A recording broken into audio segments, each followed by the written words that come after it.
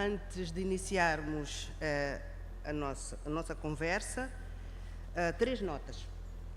Estamos na quarta Conferência de Jovens Investigadores da CPLP, África, e devo dizer que esta conferência é uma festa de ideias, é uma festa intergeracional. Já vi jovens a dar recados aos mais novos, os mais novos a darem recados aos mais velhos e a trocarem opiniões. Acho que isto é uma festa mesmo. Outra nota é que, se calhar, é importante nós pensarmos em palavras novas, não é? Temos disciplinaridade, interdisciplinaridade, transdisciplinaridade, e se calhar uma palavra que pode nascer desta conferência é a circularidade disciplinar. Tenho estado aqui a perceber que as disciplinas conversam, dialogam, e é isto que eu acho que é a parte mais rica desta conferência. E a terceira nota, não sei se será muito simpática, mas é importante combinarmos aqui o tempo em que vamos falar. Em princípio, nós devemos falar 10 minutos, é o que está estipulado, mas como sou muito simpática, podemos falar 12 e meio. Está bem assim? Então, para já, vou chamar Mia Couto, escritor moçambicano, que dispensa apresentações. Por favor.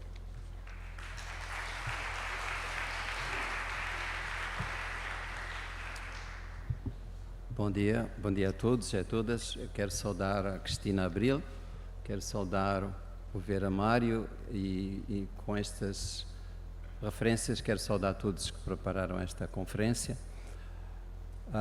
Eu pergunto-me sempre, se uma conferência destas tivesse que ser feita numa língua moçambicana, de origem moçambicana, de raiz moçambicana, como é que ela aconteceria?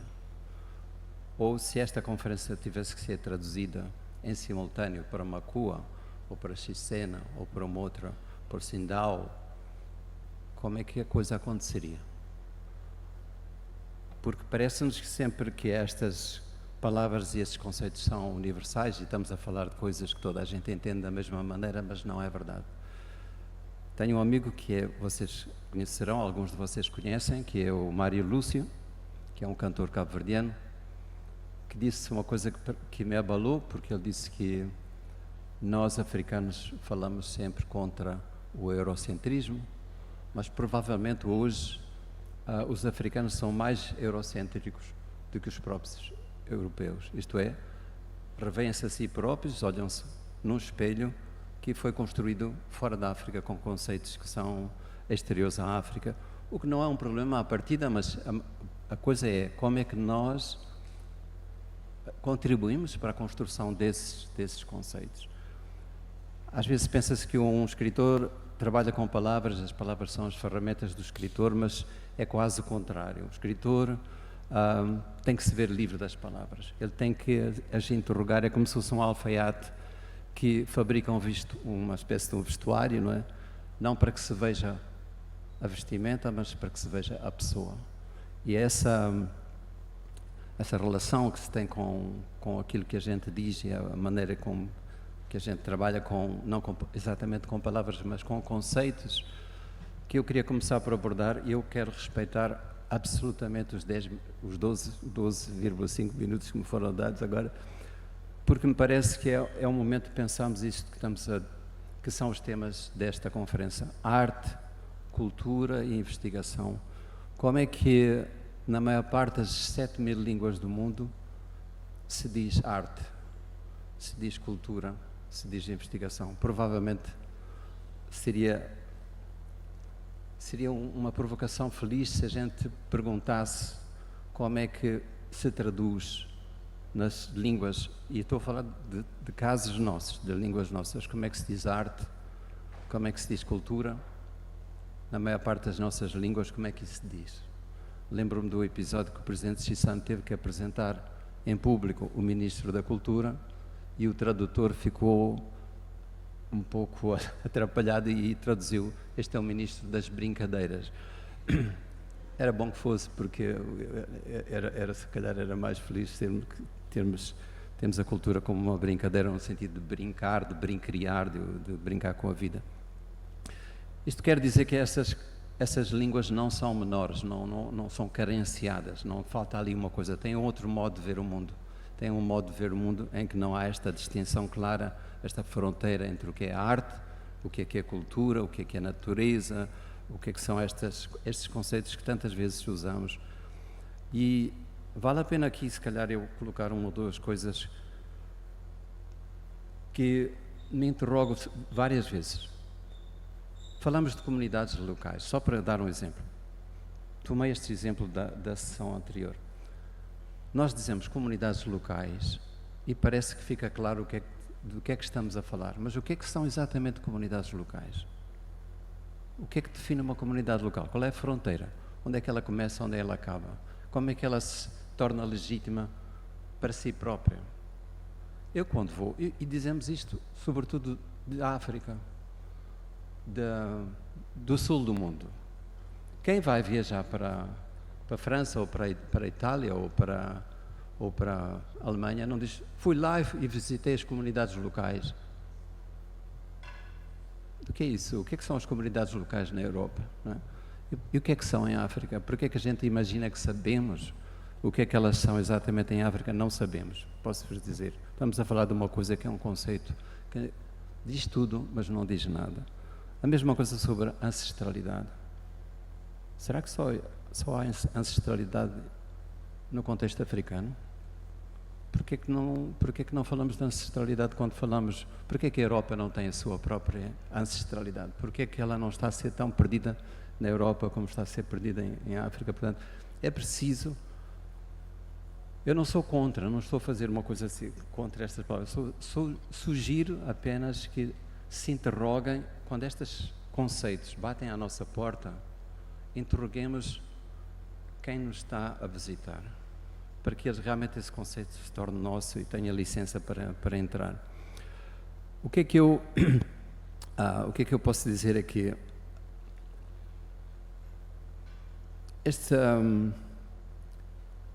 Estes pressupostos, eu não estou a falar de uma coisa propriamente filosófica, são coisas que eu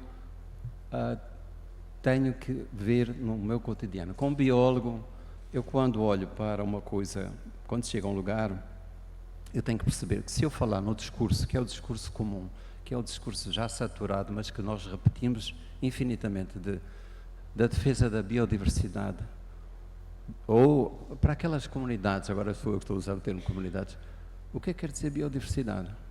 Se eu falar numa coisa como, estou a fazer a defesa da resiliência, que é um termo que eu já não consigo ouvir. Desculpem quem usou, mas eu já não consigo ouvir, porque eu não quero dizer quase nada. Quero dizer tudo, mas não quero dizer nada. Não é? Se nós falamos naquilo que é os serviços de ecossistemas, a defesa do património cultural, etc., o que é que motiva? O que é que cria adesão e o que é que cria empatia com as pessoas que nos estão a ouvir, se o discurso for este? Então, se queremos falar realmente com pessoas que nos querem escutar, é preciso sabermos que este é um discurso de uma bolha. É um discurso que usamos nos seminários, que usamos no nosso cotidiano das universidades, mas para falarmos com as pessoas que realmente estão a viver isto que é o grande drama da perda da biodiversidade, dessa coisa toda, temos que saber falar de outra maneira, temos que reaprender uma outra linguagem, que seja uma linguagem mais intensa, mais verdadeira. E eu reaprendo isso porque tenho uma grande felicidade, eu junto o facto de eu trabalhar com uma linguagem e o facto de ter que trabalhar com a vida, e a vida tem uma certa aversão a ser classificada, a ser enquadrada em termos, em leis, em palavras, porque na verdade o que um biólogo aprende é que quando está a olhar para uma árvore, não está a olhar para uma criatura, não está a olhar para uma entidade botânica, não interessa classificar aquela árvore, interessa perceber que aquela árvore não é um indivíduo, é uma rede de relações. E ela tem uma espécie de uma indefinição ontológica, digamos assim, se é que eu posso dizer, que é essa que me interessa. Quando eu estou a falar de uma pessoa, enquanto biólogo, essa pessoa não é um indivíduo, é um conjunto de milhões de seres que fazem ali uma espécie de conversa invisível, e essa conversa, essa rede de coisas que estão dentro de nós, que que são invisíveis. Eu estou no tempo ainda, Teresa? Quanto? 3 minutos.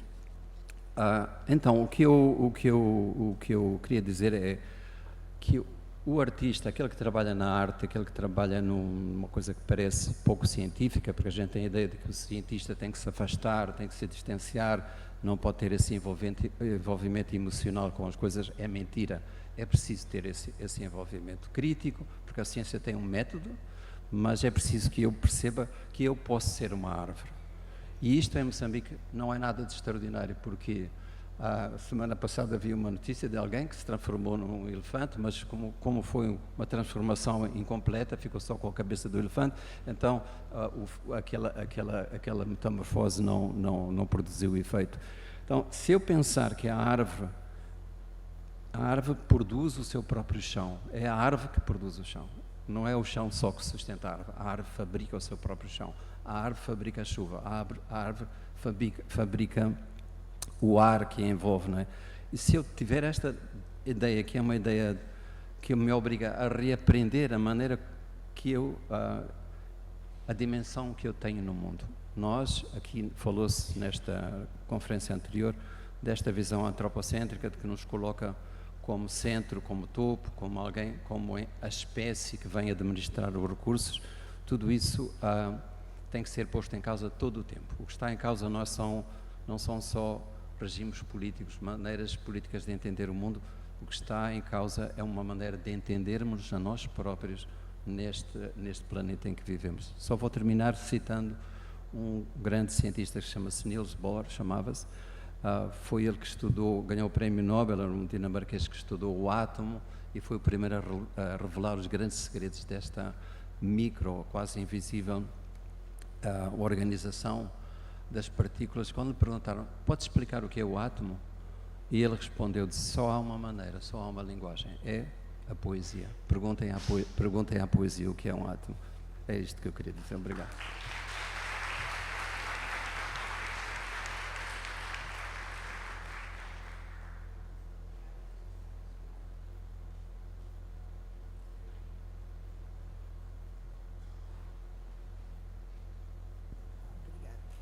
Muito obrigada.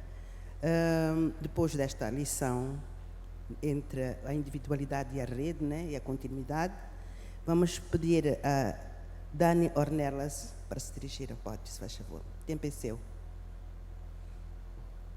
Muito prazer. Meu nome é Dani Ornelas.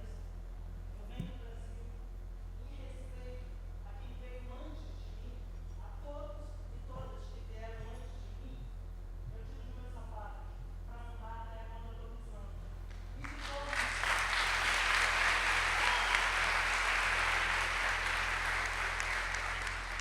E de forma aquilombada e feminina, eu chamo uma mulher para acender a luz, porque eu não posso falar de ancestralidade, sem ter uma luz acesa aqui, mesmo nós sendo a luz do nosso caminho.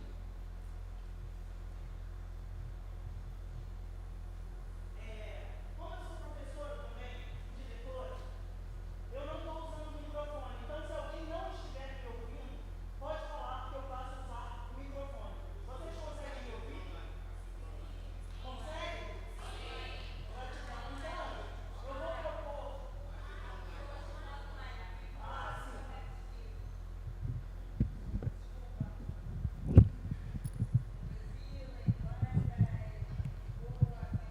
Eu vou propor um exercício, porque no meu trabalho eu escuto muitas pessoas falando que só acreditam no que elas veem. Mas o vento derruba a casa, carrega pessoas e a gente não vê. Então, o discurso de que eu só acredito no que eu vejo é vazio, é mentira. Eu acredito no que eu sinto. Então, acreditando no que eu sinto, eu vou fazer um exercício e gostaria de convidá-los para fazer comigo, para a gente entender que nós temos na gente tudo que a gente busca fora. Vocês poderiam bater as mãos e friccionar comigo?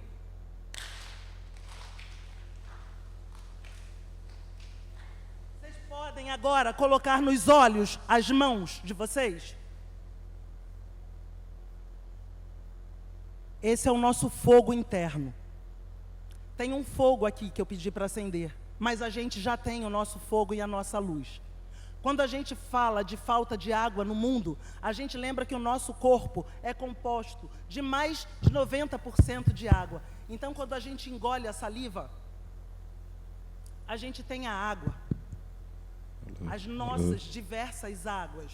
Então, nós já falamos de fogo e de água. Quando a gente procura a terra, e por isso eu pus os pés no chão, vocês podem se tocar? Essa é a terra. Essa é a terra-mãe. Essa é a terra-mãe. Então, a terra que a gente busca fora está na gente. Um exercício que todos já estamos fazendo. Eu vou pedir só para a gente ter atenção agora. Vocês podem inspirar e expirar comigo profundo. Esse é o ar.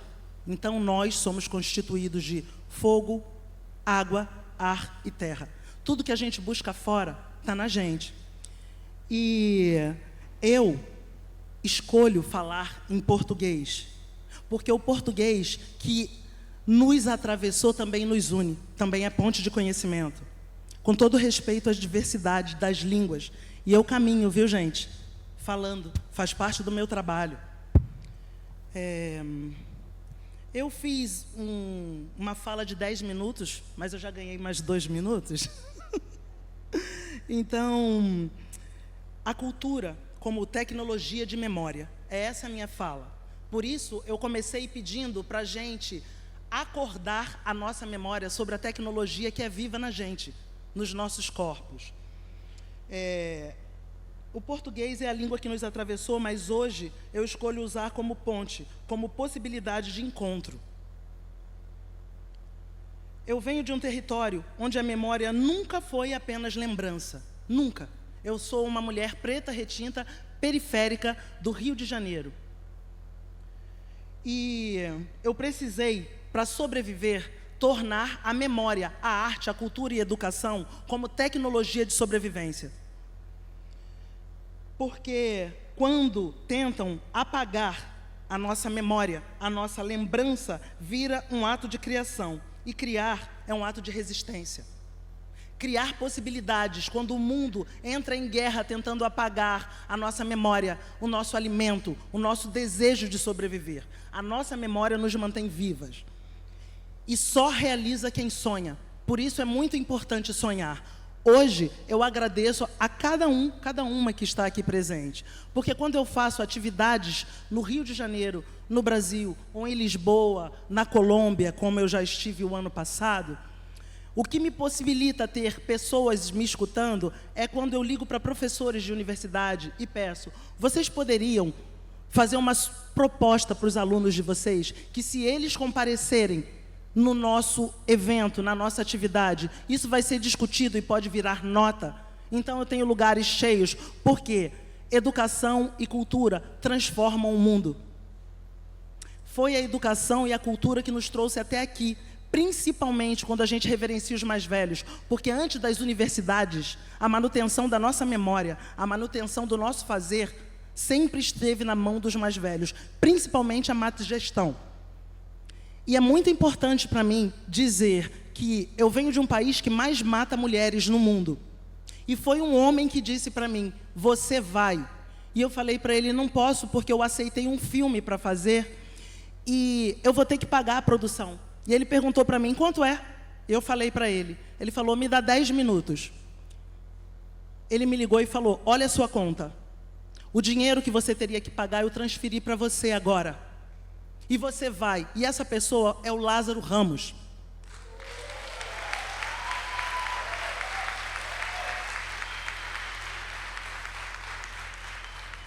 E me emociona muito, porque quem me irmanou a esse homem e a esposa desse homem, que é a Thaís Araújo, foi uma jovem de 98 anos que me adotou durante 18 anos, que se chama Ruth de Souza. Quando nós entendermos que nós não disputamos entre a gente, e que a gente vem de mulher, e que mulher gera vida, a mulher gera o alimento que alimenta a vida, a gente vai parar com o discurso de quem nos colonizou para nós nos matarmos, e passaremos a nos potencializar como seres humanos, como as escolhas de carreira que nós tivermos que fazer. E eu não vou tomar todo o meu tempo com tudo que eu escrevi, porque para mim é muito importante ter um debate com vocês. Então eu prefiro me calar, não sei quanto tempo eu ainda teria, para que esse tempo possa se tornar debate. Gratidão.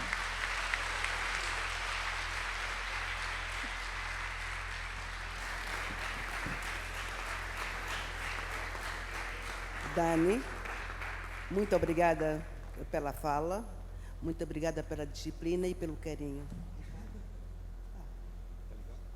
Não está ligado?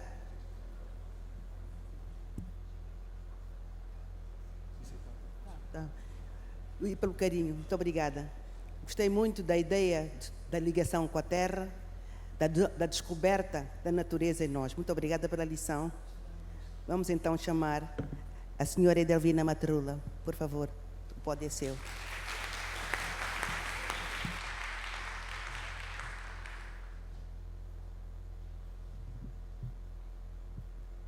A altura nunca foi o meu forte. Muito boa tarde a todos. E Dani, obrigada por estas lindas palavras, este exemplo e esta força que todos podemos sentir. Mia, esta aula de sabedoria, mais uma das tantas que temos recebido da tua parte. Obrigada. Começo também por agradecer e muito a organização deste evento e que me deu o privilégio e a honra de estar aqui convosco e partilhar aquilo que é o meu pensamento sobre esta temática. Aliás, diversidade cultural, inovação digital e saberes ancestrais, construindo futuros sustentáveis em África, promove o diálogo entre tradição e modernidade. É, sem dúvida, a chave desta conferência. E quando me convidaram para este painel, a fronteira entre arte, cultura e investigação, eu primeiro disse que sim, depois olhei para a agenda e vi que, bom, provavelmente não poderia aqui estar. Cheguei hoje, disse à Sara, minha agenda está complicada, deixa-me ser a primeira. Estávamos no café, penso que começamos a fazer a nossa discussão e apercebemos-nos que muitos dos painéis não têm tido este tempo para discussão. Combinamos ser breves para que sobre algum tempo, porque esta matéria é tão importante que carece de alguma reflexão, discussão. Eu escolhi, na minha intervenção, deixar algumas provocações para que depois juntos possamos chegar a alguma conclusão, na esperança de que esteja registado, que fique registado, para que possamos, e aqui, por via da academia, depois, eventualmente, operacionalizar. Eu já vi aqui a presença da Unesco e tenho a certeza que outros organismos de direito aqui estão para o efeito. Nesse sentido, eu gostaria de me apresentar da forma que eu gosto de ser conhecida e dizer que eu sou estudante de música. Posso baixar este? Okay.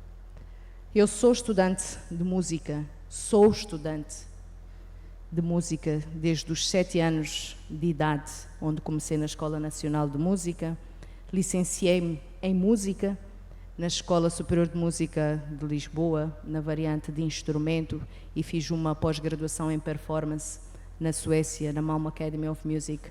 Durante 5 anos, de 2020 a 2025, estive emprestada à política e regressei em 2025, 100%, as minhas atividades que passam pelo ensino, educação, formação, ao mesmo tempo que a performance e pesquisa. Neste âmbito, tirar os sapatos vai-me poupar muita coisa, porque muita gente pergunta porque é que eu tiro os sapatos quando estou em palco. Eu espero que tenham percebido a minha ligação e necessidade da ligação com a terra quando eu estou em palco. Ligação.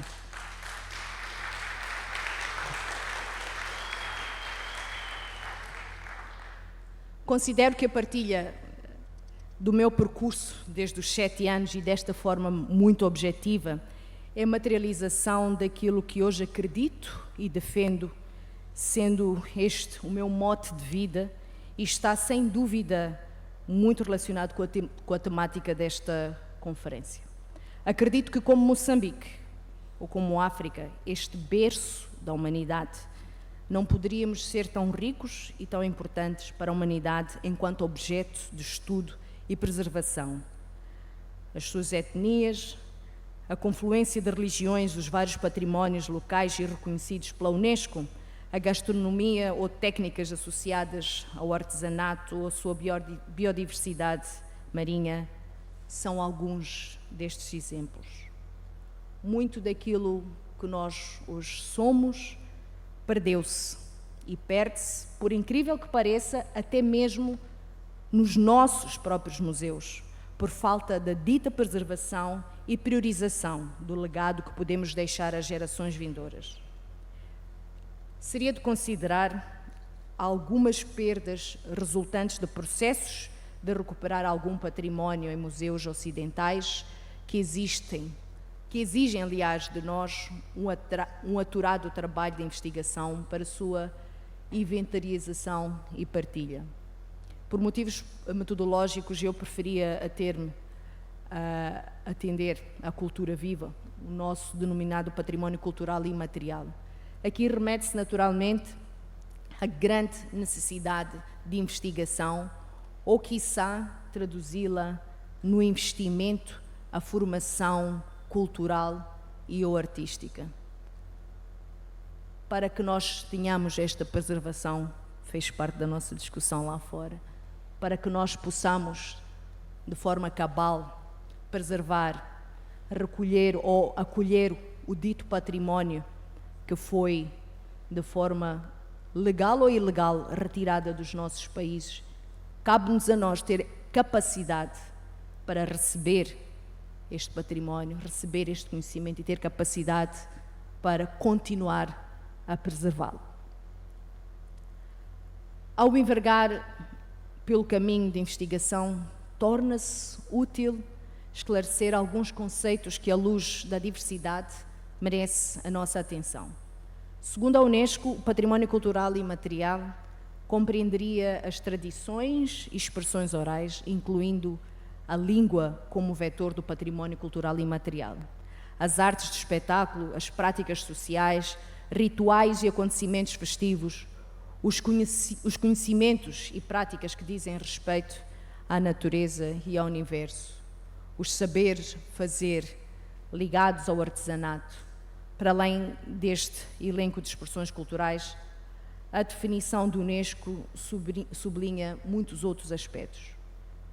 Como pensar e relacionar a conexão arte, cultura e investigação, sendo que esta conexão poderá criar formas híbridas de conhecimento, onde a criação artística utiliza tecnologias avançadas e metodologias científicas para explorar novas fronteiras. O mosaico artístico em Moçambique é, sem dúvida, de grande relevância, desde a literatura, artes plásticas, às artes performativas.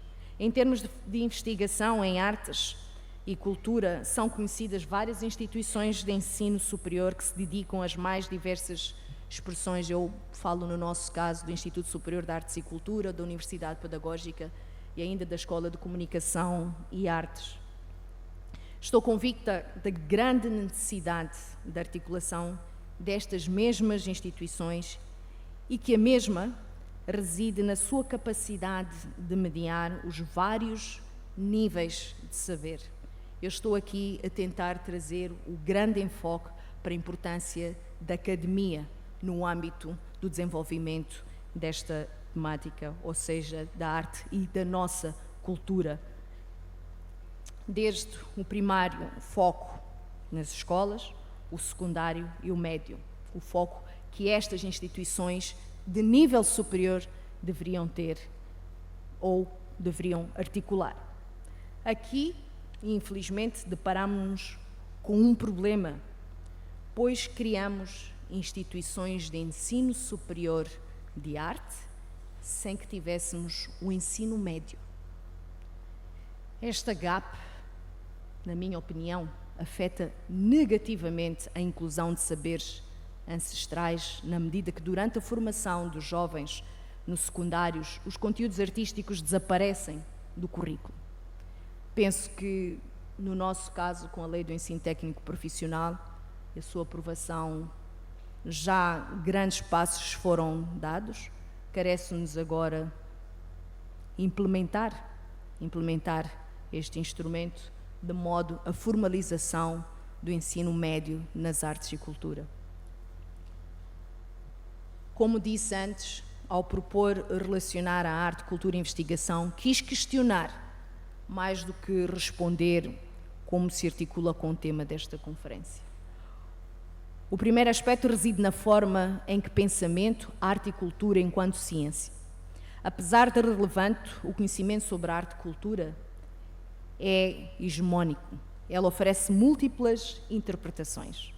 Quando falamos da história da arte, muitas das vezes tomamos a arte de um determinado povo ou continente como arte universal. Ao longo do meu percurso profissional ou da minha carreira profissional, trabalhei com diversos artistas populares e tradicionais moçambicanos e não só. Uns com 8, 80, e eu devo dizer que tive este privilégio e fiz menção ao percurso profissional que outrora mencionei. Sendo que a maior dificuldade reside no acesso à história da música moçambicana, onde esses compositores e até mesmo manifestações artísticas ou instrumentos seriam objeto de investigação. Receio que encontremos alguma referência dos nossos autores, instrumentos investigados numa perspectiva de diversidade ou outros olhares, aquilo que eu costumo chamar de fora para dentro. Por isso, penso que o conhecimento produzido em contexto de PALOP merece a nossa atenção, pois oferece leituras alternativas e com maior apropriação de dentro para fora, a história e etnografia da arte e cultura. O segundo aspecto gira em torno dos saberes de dentro e saberes de fora, isto é, aquele conhecimento que várias comunidades, a da Timbila, do Nhau, refiro-me a estas comunidades específicas, do Mapico, detém e dos investigadores formados em academias. Temos aqui outra problemática por discutir, ali a Sónia deve estar a dizer. A Sónia conheci na minha vida passada e está há algum tempo a tentar fazer um filme sobre Pai Leão, para quem não conhece, um dos grandes músicos moçambicanos da província de Sofala, toca um instrumento em vias de extinção, o único luthier, a palavra universal, mas o único fabricante desse instrumento, e está há séculos a tentar este financiamento. A Valimba é a nossa história, é a nossa cultura, faz parte daquilo que hoje somos, faz parte daquilo que hoje é uma Timbila. Muitas vezes não percebemos a evolução destas matérias.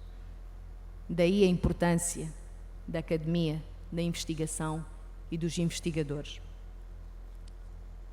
Terceiro aspecto, a inovação.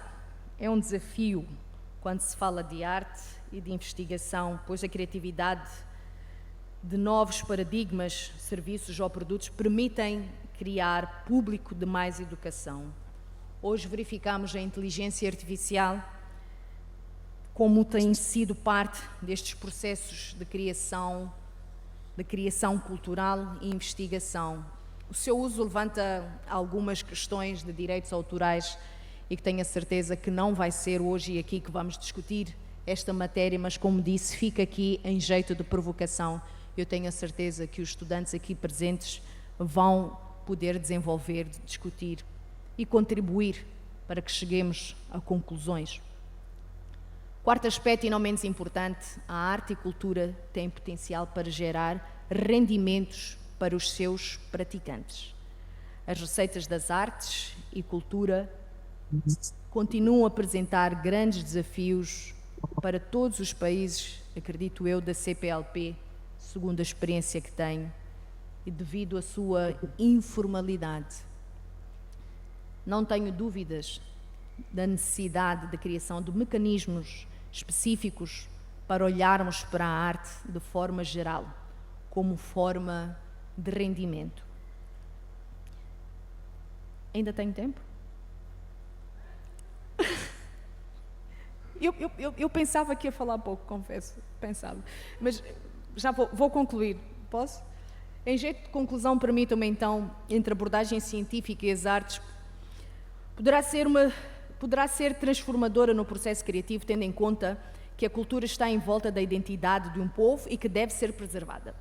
Aliado ainda persiste a necessidade de formação constante de modo a alimentar e incrementar os saberes artísticos. O processo criativo pressupõe uma evolução constante que pode ser materializada com a investigação científica, resultando em produções que contribuíram para o crescimento cultural. Pressupõe igualmente a construção de processos interculturais de construção de conhecimento. Aqui já não se trata de cada um chamar para si a hegemonia do conhecimento, seja europeu, americano ou africano, mas sim casar os dois, dando corpo àquilo que chamaríamos de identidade. E eu há pouco ouvi no painel anterior do STIC, e eu queria roubar esta palavra que foi usada e daríamos, quiçá, corpo a uma identidade do género STIC, nos termos também usados no painel anterior. Para que tenhamos uma CPLP pujante em termos de arte, cultura e investigação, precisamos de assumir que o conhecimento, no sentido de construção de uma identidade na nossa comunidade da língua portuguesa, é mais cooperação do que competição, onde cada uma das culturas contribui de forma cíclica para fortalecer a outra, cabendo a cada um de nós, cabendo a cada um dos saberes a sua vez de afirmação num mosaico de diversidade. Assim, quer a arte, cultura como investigação, deixa de ter centros e periferias, dando lugar à fronteira da reflexividade, onde os saberes de dentro e saberes de fora contribuem para o desenvolvimento. Em última análise, implica reconhecer que mesmo os processos de produção do conhecimento assente nos saberes ancestrais ou cânones académicos, implica sua culturalização. Só podemos falar do papel das artes e cultura no desenvolvimento se a pudermos culturalizar. A todos vós, muito obrigada por me terem escutado.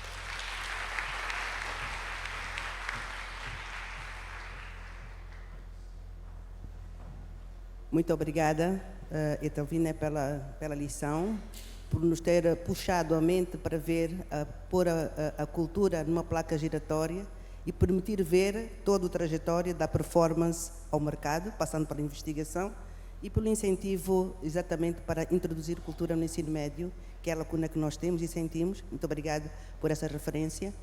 E para os que estão a ouvir, por favor, registrem perguntas, não é? Eu acho que é instigante, foi instigante, todas as apresentações aqui foram instigantes e muito obrigada. Chamo agora, sim, se faz favor.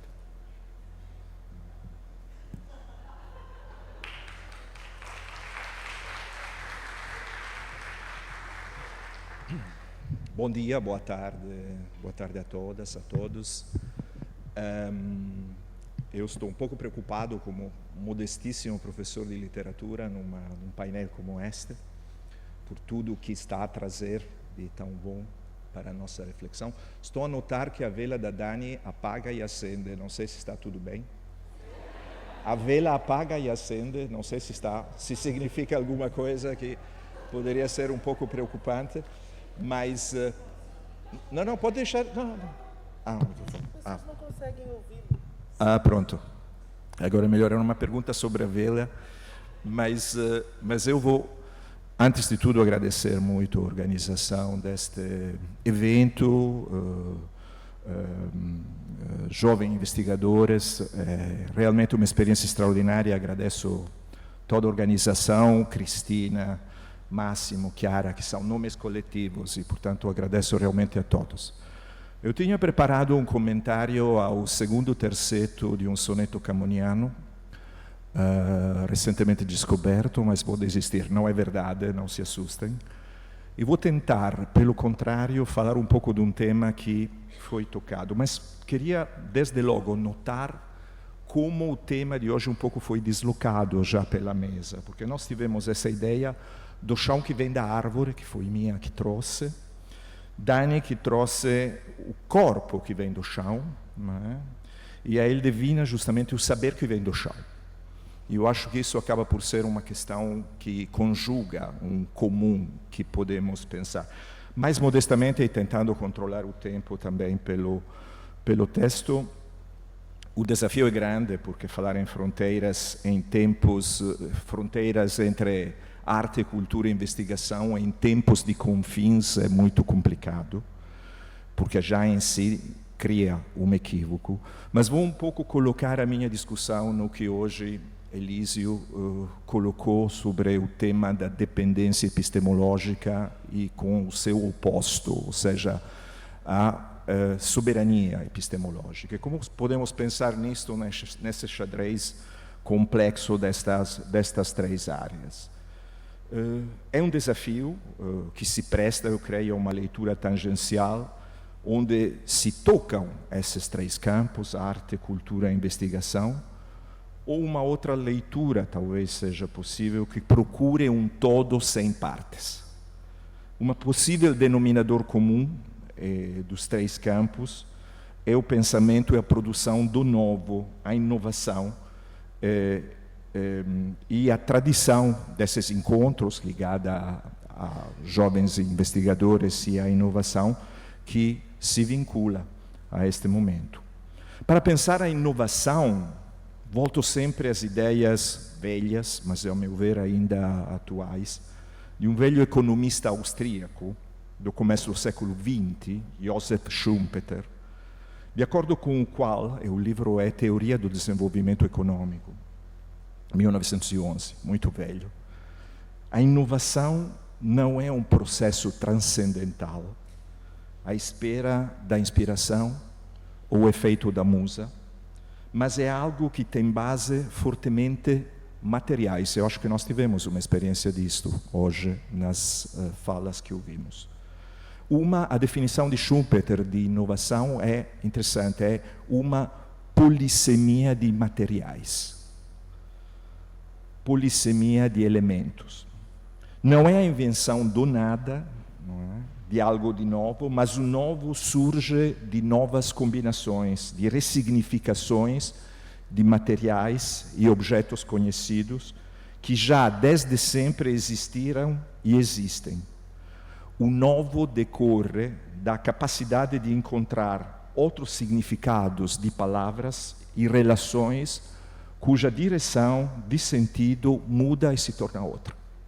Portanto, essa é uma visão um pouco, talvez, materialista da inovação, mas eu acho que dá para perceber, não é? Essa espécie de politeísmo, de polissemia de materiais cuja recombinação produz algo que antes não havia. Havia, mas não havia naquele modo. Se eu tivesse que arranjar um título para estas breves considerações rasteiras, eu chamaria de elogio da releitura, ou elogio da leitura lenta. E combino duas perspectivas, que são os dois pontos que vou desenvolver. Uma, diria, a Eldevina falou já disto, brutalmente contemporânea, que é a cena da inteligência artificial generativa, ou seja, capaz de criar conteúdos novos, que investe cada dia mais o que fazemos. E também, talvez, já o que somos, como artistas, intelectuais ou investigadores. A outra, e é o segundo campo que eu oponho, digamos, nessa dialética, acho que Elísio mostrou essa dialética que existe, em termos que nós usamos, que não se resolve facilmente numa síntese, pelo menos hoje. E outra, pelo contrário, é muito ancorada no passado, como algo que vem de um tempo longínquo envoado e possui desde o nome um som clássico que diz outras coisas: filologia. Hoje temos práticas essenciais nas ciências humanas, que estão um pouco desfocadas, mas existem desde quase a sua fundação, como ler, ou escrever, ou falar, ou discutir, que sempre mais são postas em discussão. Temos uma aparelhagem vicária que supostamente realiza as práticas para nós. Evoco aqui um dos grandes slogans, um dos grandes lemas com que se vem vindo a afirmar a inteligência artificial nesses tempos. Um dispositivo que assume e faz todos os processos repetitivos e dispensáveis. Há uma oposição, mas depois vamos discutir. Essa aqui, falando de inteligência artificial, há uma voz que vem de fora, é interessante. Aqui eu acho que levanto uma pequena suspeita. Portanto, um dos grandes lemas é que todos os processos repetitivos e dispensáveis da produção do saber ou da representação, para que nós possamos, aqui eu cito um lema comum, ter mais tempo para dedicarmos-nos realmente ao que é efetivamente inovação, a invenção do novo. Assim surge a sua plena incondicionada legitimidade. Ela escreve por nós, lê por nós, assim podemos ter mais tempo para pensar. Mas pensar o quê? No livro de Hannah Arendt, Vita Ativa, Condição Humana, Arendt distingue entre trabalho e obra. O trabalho é algo cíclico que ciclicamente fazemos para a nossa sobrevivência. Fala inglês, não sei se perceberam. O trabalho é algo que ciclicamente fazemos para a nossa sobrevivência animal. A obra, que é própria do Homo Faber, é a obra do trabalho, a obra de arte. Muda e enriquece o mundo e, sobretudo, é ela que eventualmente sobrevive ao seu autor.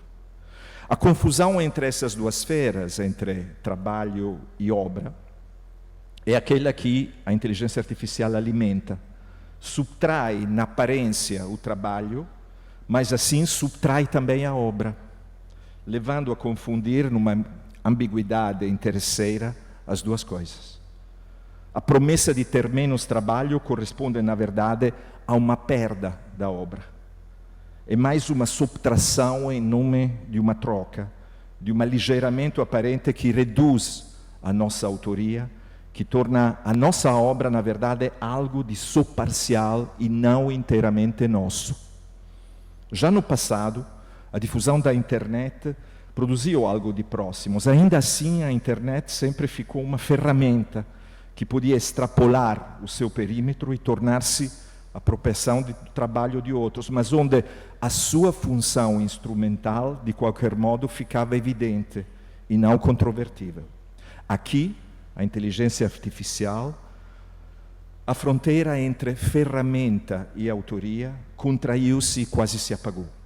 É a mitologia da eficiência do capitalismo contemporâneo, cognitivo, de vigilância, sem especificação de paradigma ou de uma possível métrica, está a tornar a vontade de potência ilimitada a outra face do eu, de um eu abissal e ilimitado, enquanto, na verdade, corresponde ao apagamento de qualquer contorno ontológico que limita a finitude individual, talvez até humana, ultra-humana, justamente onde o homem não cabe.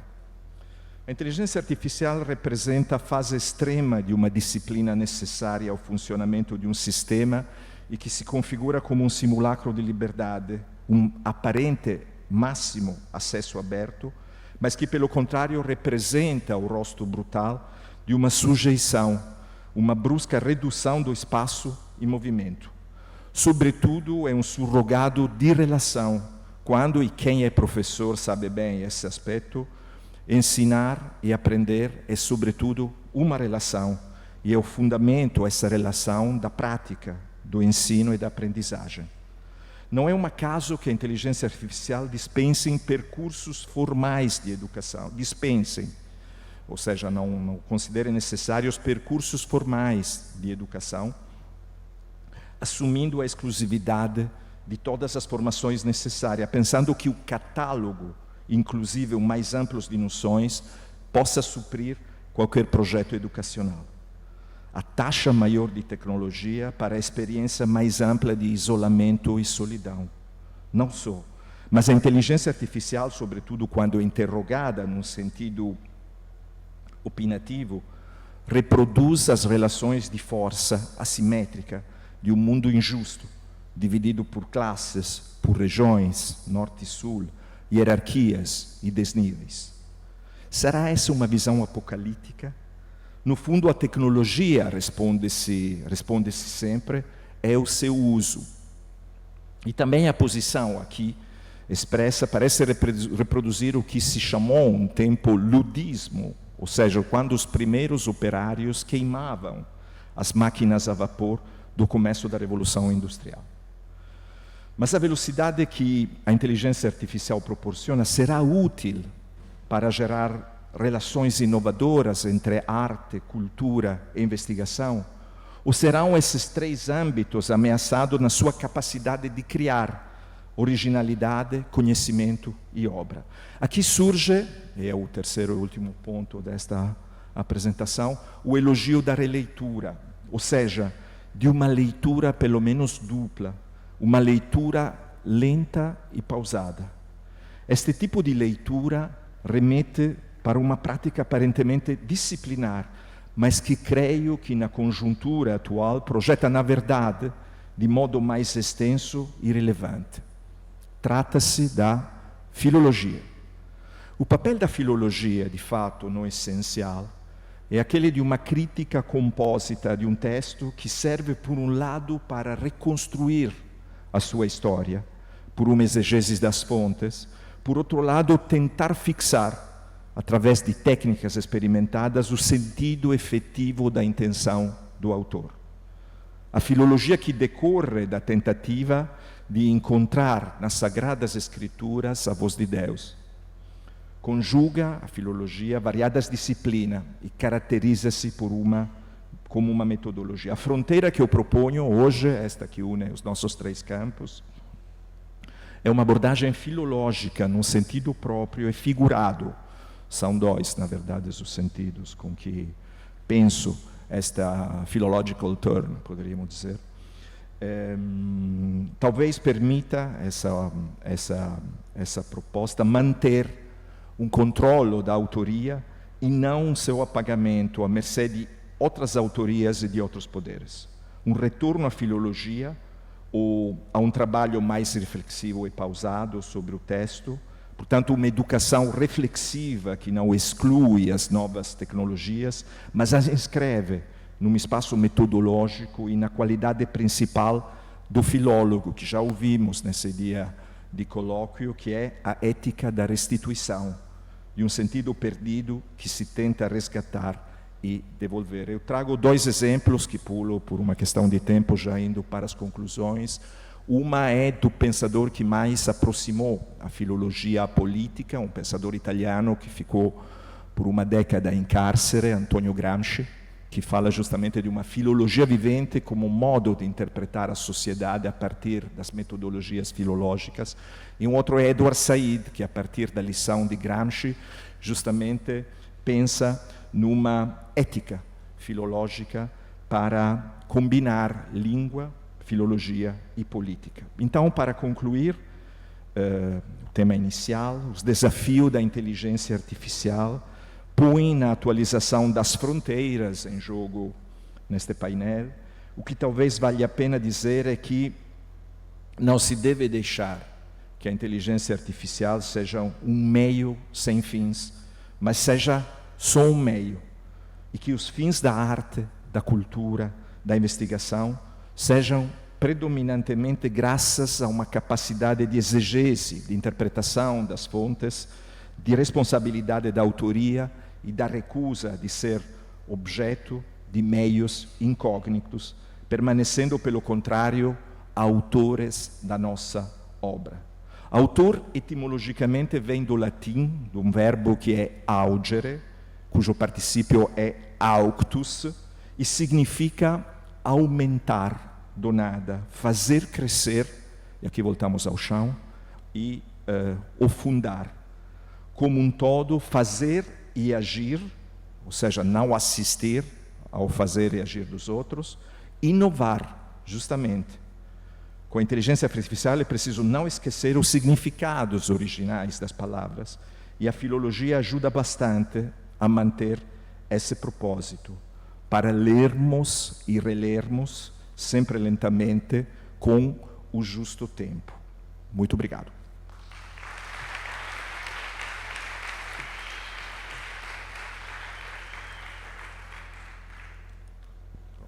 Muito obrigada. A vela não acabou, não apagou. Tudo bem. Tá certo. Muito obrigada pela apresentação, pela aula e pela lição que aprendemos e pela...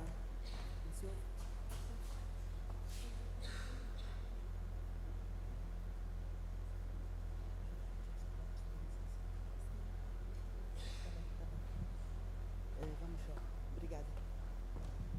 Então,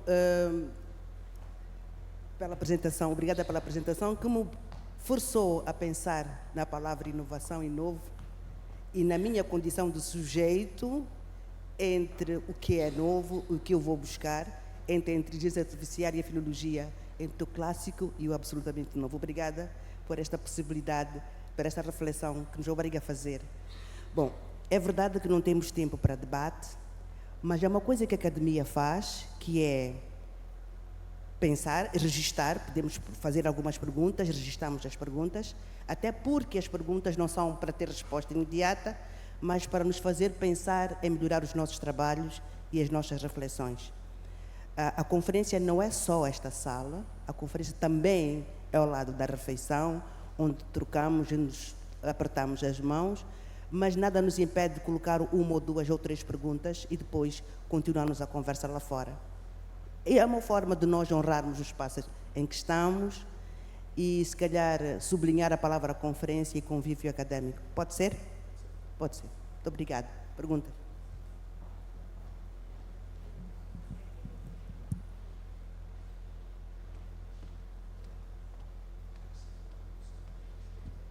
Boa tarde, agradeço essa mesa formidável. Então, pela questão temporal, eu queria perguntar e lembrar um verso do Herberto Helder, que é ler de hífen vagar. A poesia como exercício de uma festina lente, que necessariamente obriga a esse tempo, né? O poema resiste, é quase o avesso da inteligência artificial nesse sentido, mas, ao mesmo tempo, o vagar tem a ver com perambular, com errar, né? Essa síntese nesse poema formidável do Herberto Helder fica dito. Então, a pergunta, Roberto, é para você: em que se difere a leitura de um poema à leitura filológica?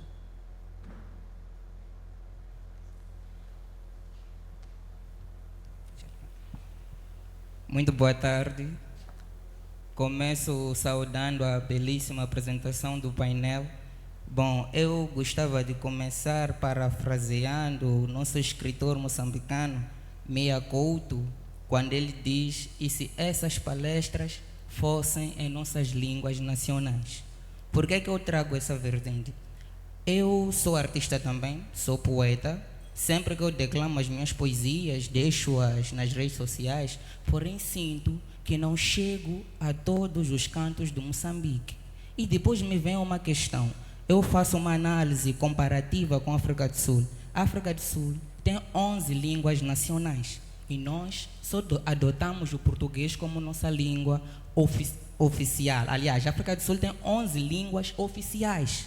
O desafio é, por que nós também não transformemos o Xangana, o Makua, em línguas oficiais? Não sei se acontece cá na capital. Lá de onde eu venho, província de Gaza, se uma criança nos cantos da escola fala Xangana, o docente tem a tendência de dar um carolho. Não podes falar essa língua, tens que falar português. Esse é um grande desafio que nos faz perder a nossa cultura e faz com que a nossa arte não chegue onde nós queremos que chegue. Obrigado.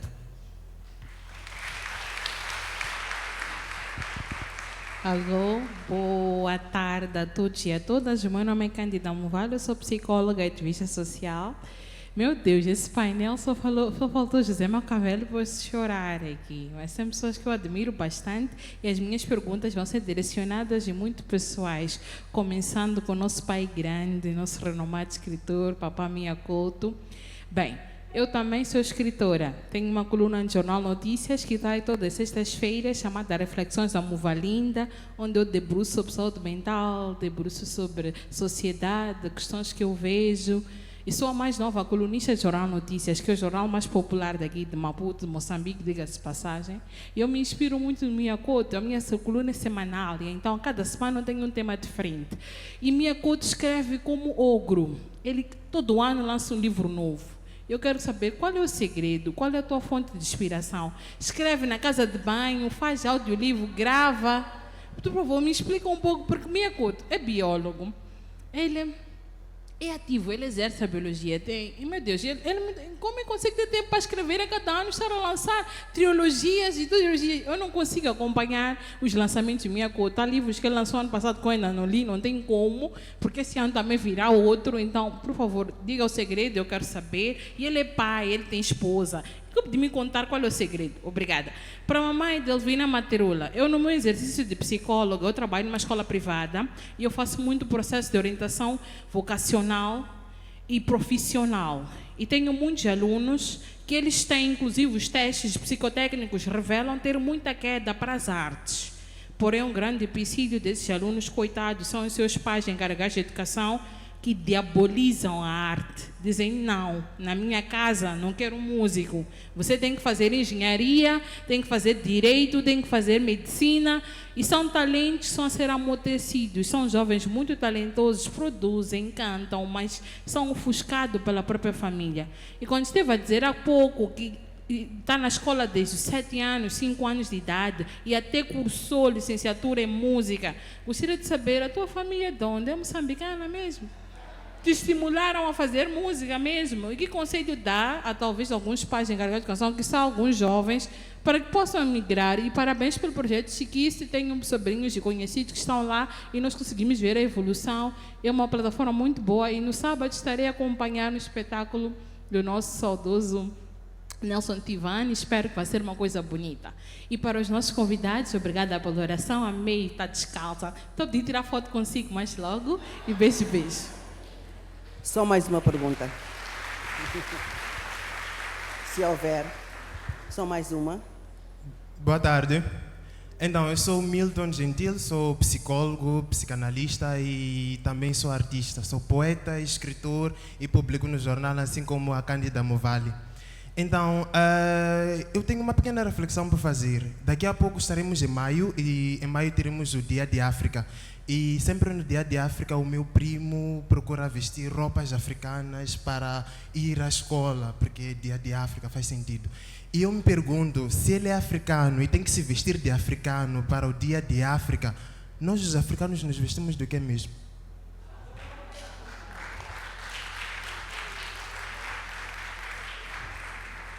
E alguém deve estar a pensar, putz, Milton, estás a falar de nós e você.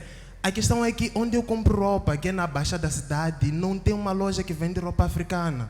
Tem lojas que vendem roupa da Gucci, da Louis Vuitton, da sei lá o quê. Tem roupas até da Turquia, da Itália, mas nenhuma loja que venda roupa essencialmente africana. E até mesmo alguns estilistas moçambicanos, as roupas que produzem são mais eurocêntricas do que moçambicanas. Essa é a pequena reflexão e queria sublinhar a pergunta da minha colega Movalho, que eu tinha a mesma questão, sobre a questão da pouca promoção de cursos ligados à cultura. não sabemos quais são os cursos ligados à cultura, são um pouco divulgados, e quando as crianças vão transitar da 10ª classe para a 12ª classe, onde tem que fazer escolha de secção, lá sempre tem os mesmos cursos ligados a contabilidade, medicina ou qualquer coisa ligada a letras. Dificilmente temos algo ligado à cultura, a piano, à música, a artes, por aí em diante. Eu só me interessei, eu fiz um curso de artes depois da minha primeira licenciatura. Então, acho que é um grande problema a falta de promoção dos cursos de artes em Moçambique. Muito obrigada. As perguntas estão registradas. Eu deixo ao critério do júri. Quer responder aqui? Quer responder no corredor? Eu queria responder a pergunta, mas eu acho que há uma questão mais complexa aqui que roda, é se Miyakoto escreve com sapatos ou sem sapatos. Isso é para fazer uma síntese global das intervenções. Não, mas eu acho que também posso desistir essa questão é uma questão técnica muito boa, essa da poesia e da leitura filológica. Claro que na poesia, justamente pelo seu potencial semântico plural, o problema é a fixação do texto, evidentemente, e a própria poesia produz o seu texto, por isso que os humanistas quinhentistas conseguiram reconstruir os cancioneiros galegos portugueses. E depois a interpretação, evidentemente, vai além, mas a filologia, nesse caso, seria a premissa da leitura lenta. Obrigado. Eu acho que este painel merece uma salva de palmas. Sim. Desculpa, não tinha percebido. Desculpa, não tinha percebido.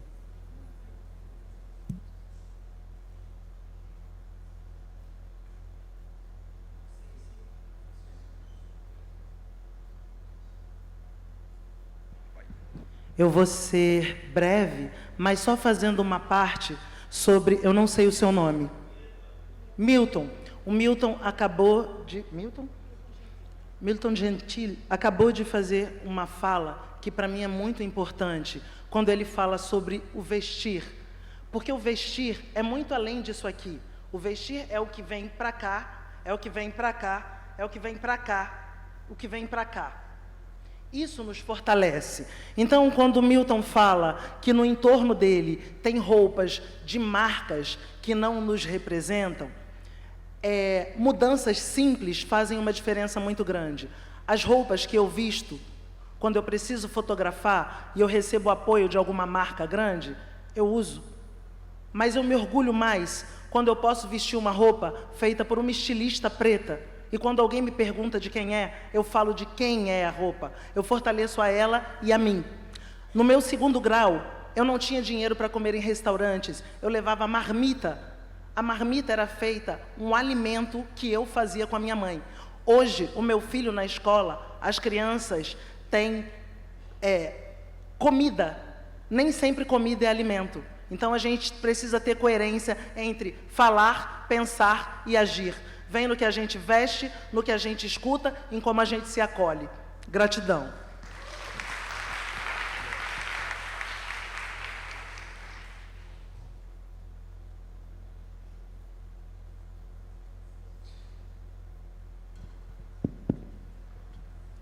Obrigada. Foram-me colocadas 2 questões. Eu vou tentar ser muito direta e prática. Primeiro, a nossa jornalista aqui. Sou moçambicana. Meu pai é de Inhambane, de Mucucune.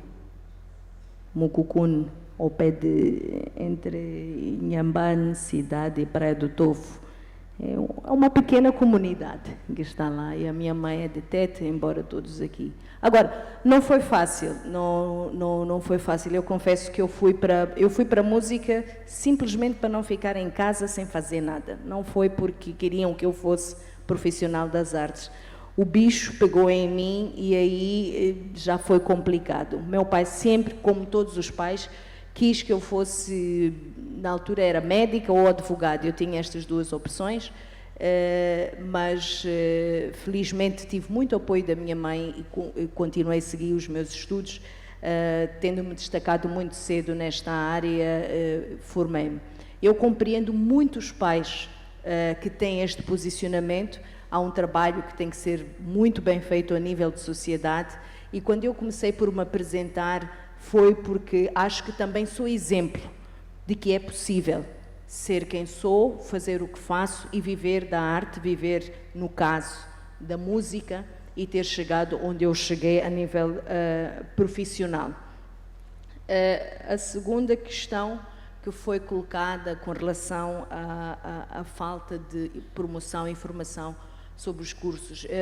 Na minha fala eu fiz menção que, infelizmente, nós não temos acreditação do ensino técnico profissional, ou seja, existem instituições de cultura no nosso país, é o ISARC, o Instituto Superior de Artes e Cultura, nós temos a Universidade Pedagógica, que também tem formação na área cultural, e temos a Escola de Comunicação e Artes.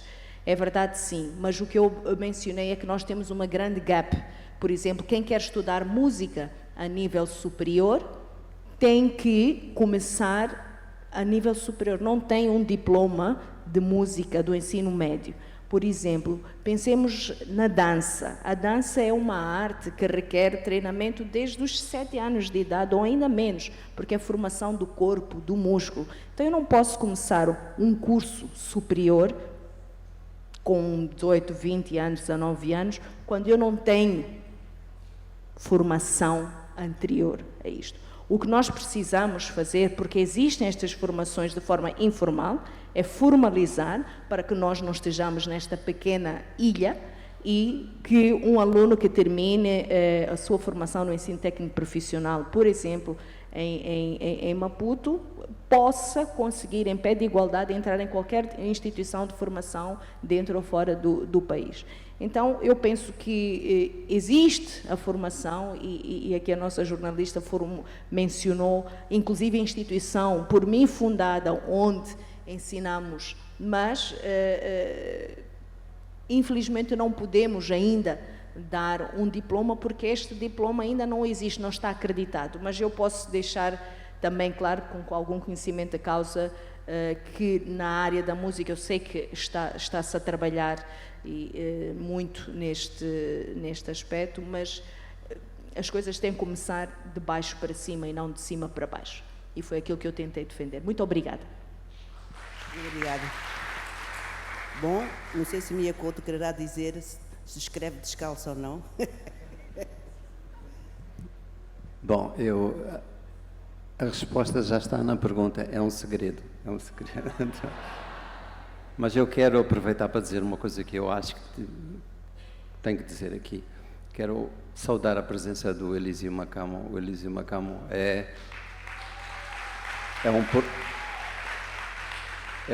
eu sei que estou se calhar ignorando outras presenças igualmente importantes aqui, mas ele é um professor para mim. E ensina-nos a repensar Moçambique de uma maneira que talvez seja uma provocação absolutamente essencial e urgente nos dias que estamos a passar. Obrigado, Elísio, por tudo. Agora sim, podemos dar uma salva de palmas a este painel e depois vamos ao almoço.